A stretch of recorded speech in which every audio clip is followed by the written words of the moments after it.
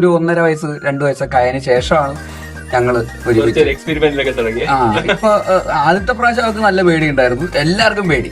അവളുടെ അപ്പനും അമ്മയ്ക്കും പേടി, എന്റെ അപ്പനും അമ്മയ്ക്കും പേടി. എല്ലാരും വിളിച്ചു. ഞാനും കൊച്ചു മാത്രമേ ഉള്ളൂ വീട്ടിൽ. ഇപ്പൊ രാത്രിയൊക്കെ ആയാൽ കൊച്ചെണീക്കുമ്പോ ഇവൻ എന്ത് ചെയ്യും?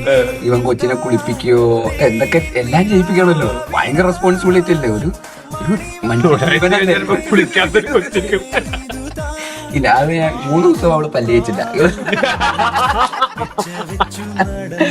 പല്ല് തേക്കാൻ കഴിഞ്ഞാൽ അവൾക്ക് ഇഷ്ടമല്ല. പല്ല് ഇങ്ങോട്ട് പറഞ്ഞു അറിയില്ല. എനിക്ക് പിന്നെ ഇപ്പൊ എന്താ വലിയ നഷ്ടം.